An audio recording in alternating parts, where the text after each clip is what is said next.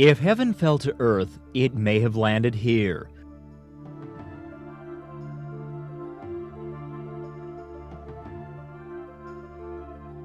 High amid the pristine peaks of northern Utah,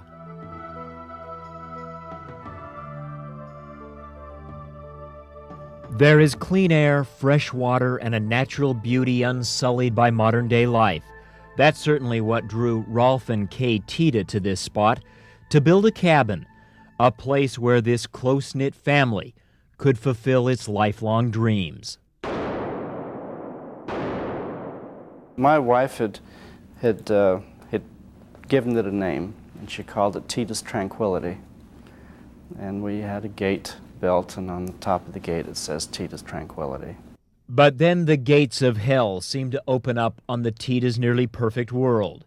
And from behind the bars of the Utah State Prison, two small-time criminals walked out on a collision course with infamy. Their names, Vaughn Lester Taylor and Edward Stephen Deli. It wasn't fame I was looking for. We broke into the cabin to burglarize it. We stayed when we should have left. I think of them as, like an animal stalking its prey. Just no emotion, no feeling, just cruelty. They came home on us while we were going through everything, and from there it just all exploded. They'll be in hell forever.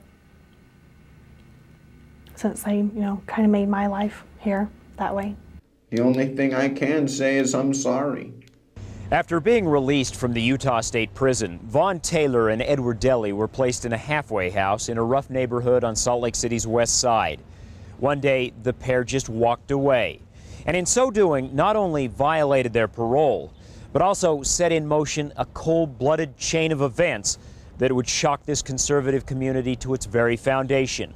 A crime spree made all the more shocking as these two brazen punks started things off by first making a home video of themselves after breaking into the Tiede's cabin. We had gone to our cabin in Utah for the Christmas holidays, and our cabin is only accessible by snowmobile at that time of year. And while we were there, we encountered these men on the trails. We assisted the one several times when he was stuck with a three-wheeler.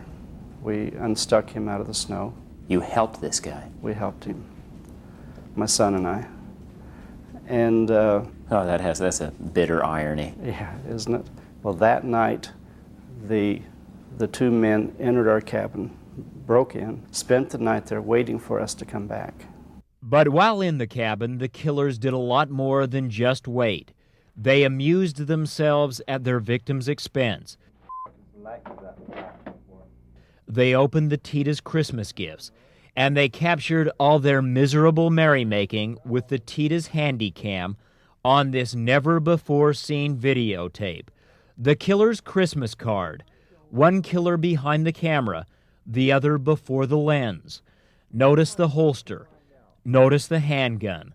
Within hours, it's the weapon that would forever shatter the Tiede's tranquility. This was not the standard burglary where you kick the door in, steal what you can, and get out in a hurry.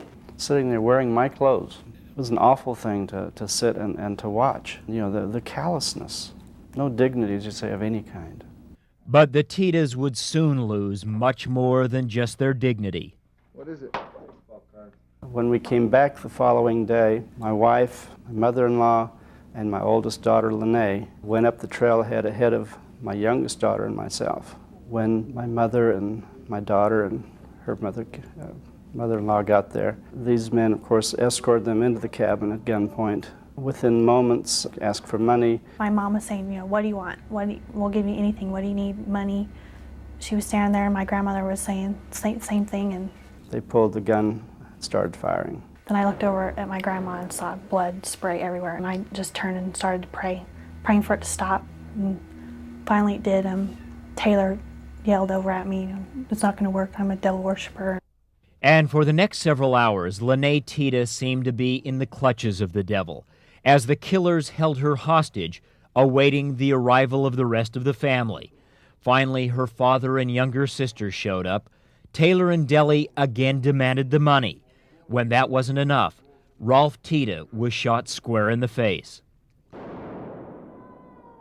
It was a .38 that he shot with. It had birdshot in it. And it plastered my face, knocked me down. As I was laying there, all I could think about was my daughters, that somehow I had to get my daughters away from these terrible men. But this nightmarish reign of terror was far from over for Rolf Tiede and his two daughters. They had set the cabin on fire by this time because they were trying to destroy the evidence. They came back down in the garage. They were having some difficulty getting the fire to burn freely. And so they were trying to pour gas on it, and I felt gas being poured from my legs all the way to my head, being poured on me. I was still alive. I never lost consciousness. And then he walked over to me in a point-blank range, stood over me, and put another shot into my head. I don't know how it missed or why it didn't take me out, but it didn't. But while the surviving members of this heroic family may have been down, they were far from out. They talk about going to New York, and so we start driving down the canyon. They, threaten me again. My little sister has to go to the bathroom, and Deli tells her, he says, if you try anything, you can consider your sister dead. And I can remember just turning and scowling at him. When they finally left, and I went upstairs to check on the condition of my wife and mother-in-law, and I couldn't even find them anywhere. The house was on fire. I tried to stomp the fire out and forgot that I was doused in gas, and then I was a ball of fire at that point. And so I managed to rip my clothes off and finally, get that back under control. And with 2 bullet wounds in the head and burns over much of his body, Rolf Tiede still had only one thought: rescuing his daughters. So he jumped on the one remaining snowmobile and through freezing temperatures drove the 2 miles to the road, calling for help. Within minutes, the ordeal was over. The men were captured and Tiede's daughters were safe. But having witnessed the slaughter of both their grandmother and their mother, the Tiedes would not soon forget this Christmas at their cabin. I miss her. Wish I could add more time to spend with her. And I love her more than anything. We know that she's not hurt. That if anybody's hurting, we are, but she's fine now. There's no harm can come to her anymore. And for the survivors of this terrible Christmas tragedy, the hurt continued through 2 painful trials. In the end, the main gunman, Von Taylor, the man seen in the video, was sentenced to die. But because of the holdout of 1 juror, Edward Deli was convicted only of second-degree murder. What are you sorry about? That you got caught? Maybe I do feel sorry for myself, but I also feel for my family. How about the Tiedes? And I feel for the Tiedes as well. Following the shooting, the fire started by the 2 criminals to cover their tracks here at the Tiede's Tranquility cabin did tens of thousands of dollars worth of damage. But despite all the horror of that day and the many haunting memories, already the family has started to rebuild, refusing to allow the acts of 2 cowardly killers to alter the hopes and plans of an entire lifetime. There's no sense dwelling on the awful things that happen, and so we don't. And so we're going to enjoy going there again, and we'll hear her laughter again, and we'll know that maybe she's watching from above.